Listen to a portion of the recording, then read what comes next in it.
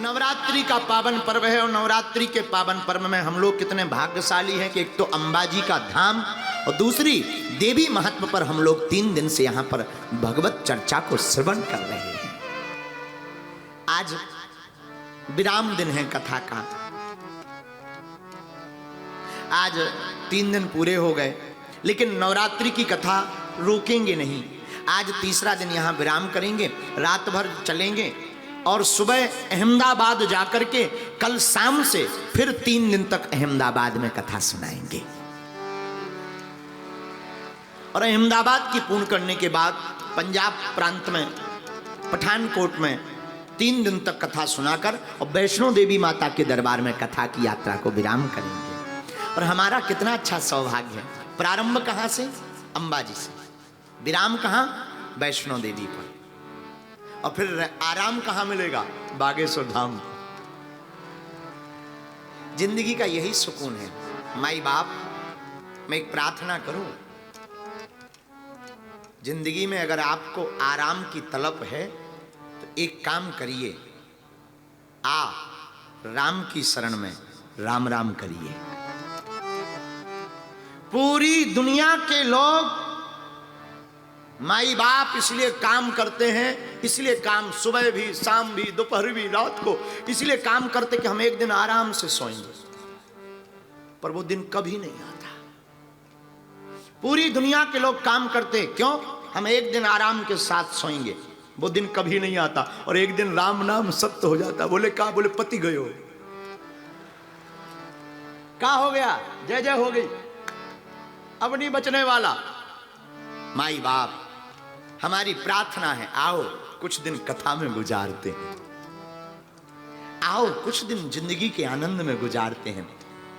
कबीर दास कहते हैं, जो सुख पावो राम भजन में, सो सुख नाही अमीरी में, सो सुख नाही अमीरी में, मन लागो मेरो यार फकीरी में। अरे मन लागो मेरो यार फकीरी में, मेरो मन लागो, मेरो मन लागो, मेरो मन लागो, मेरो मन लागो, लागो लागो लागो लागो लागो, लागो मेरो यार फकीरी, लागो मेरो यार फकीरी। कबीर दास कहते हैं, माई बाप, जो सुख पाओ राम भजन में, सो सुख ना है अमीरी में। जो सुख आनंद राम कथा में, देवी जी के चरित्र में है, भगवान की भक्ति में है, दुनिया में वह कहीं पर भी सुख नहीं है। धन से आप कमरा खरीद सकते हो, माई बाप, पैसा बहुत हो जाए, कमरा बहुत बेहतरीन बनवाइएगा, 5 स्टार नहीं 9 स्टार का बनवाइएगा।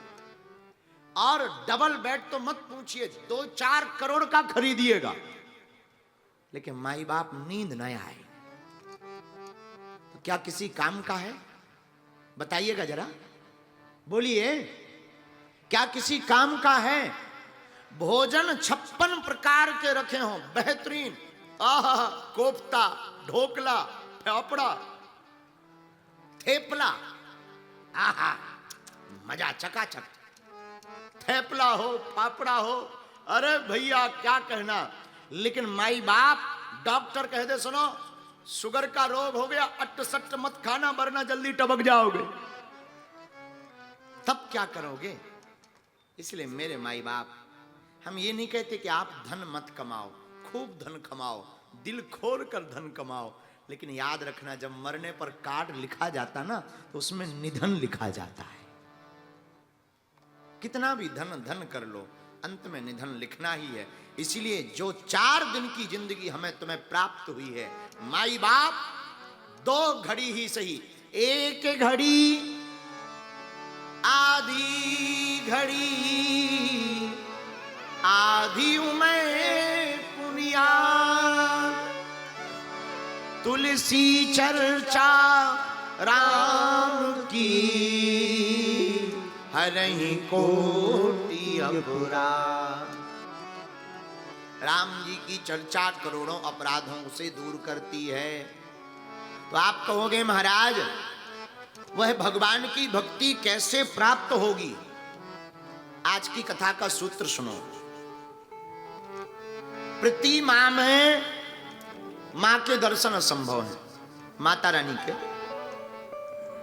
प्रति माह में मां के दर्शन बहुत असंभव हैं, लेकिन प्रति माह में अगर मां को देखा जाए तो माता रानी के दर्शन संभव हैं। इसलिए हमको प्रतिमा में मां को नहीं खोजना चाहिए, प्रतिमा में मां को नहीं खोजना चाहिए, अपितु प्रतिमा में मां को खोजना चाहिए।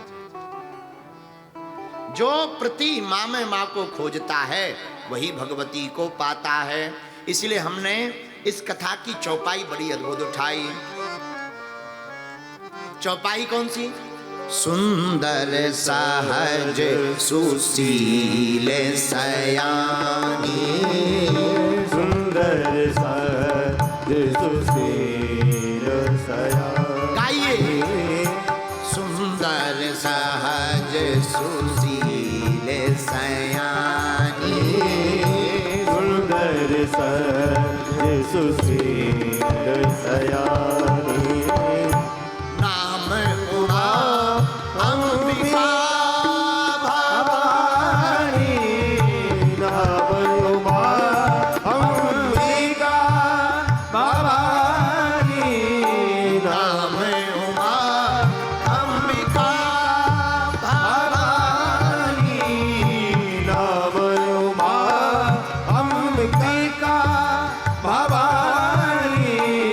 देवी पूजे पद कमल तुम्हारे, देवी पूज पद कमल तुम्हारे। सुर नर मुनि सब मोहि सुधारे, सुर नर मुनि सब होहि सुधारे। आहा। चौपाई कहती है नाम उमा अंबिका भवानी, सुंदर सहज सुशील सयानी। नाम उमा, माँ का नाम उमा भी है और माँ का नाम अंबिका भी है। अंबा का मतलब जगदम्बा का मतलब जो जगत की माता है। और मेरे माई बाप, भगवान की भक्ति, मां की शक्ति ही इंसान को बलवान बनाती है। जिस प्रकार नदी पानी के बिन सूनी है, कोई स्त्री बहुत सुंदर हो पर मांग का सिंदूर ना भरा हो, कोई मकान बहुत बड़ा बना हो पर मकान में कोई रहता ना हो, कोई पेड़ बहुत बड़ा है पर उसमें फूल और फल और पत्तियां तीनों ना हो, कोई समुद्र बहुत गहरा हो लेकिन पानी ना हो, कोई साधु बहुत दिखने में महात्मा लगता हो लेकिन भक्ति ना हो, उसी प्रकार माई बाप, कोई भी इंसान कितना भी बेहतरीन हो लेकिन अगर उसकी जिंदगी में भक्ति नहीं है तो उसका जीवन भी बिल्कुल अधूरा है। जैसे नदी के बिना, पानी के बिना नदी का कोई अस्तित्व नहीं, जैसे संतान के बिना संपत्ति का कोई अस्तित्व नहीं, जैसे मकान के मालिक के बिना मकान का कोई अस्तित्व नहीं, जैसे मंदिर में भगवान की मूर्ति के बिना उस मंदिर का कोई अस्तित्व नहीं, वैसी जिंदगी में मां की कृपा के बिना जिंदगी का भी कोई अस्तित्व नहीं। इसलिए मेरे माई बाप, मेरे पागलों, मैं प्रार्थना करूं नवरात्रि के पावन पर्व पर हम आप भाग्यशाली हैं जो रामचरितमानस जैसा सदग्रंथ प्राप्त हुआ है। हमें सब कामों में एक काम और जोड़ना चाहिए, प्रत्येक हिंदू को नवरात्रि के पावन पर्व पर अंबा का ध्यान साधना अवश्य करना चाहिए।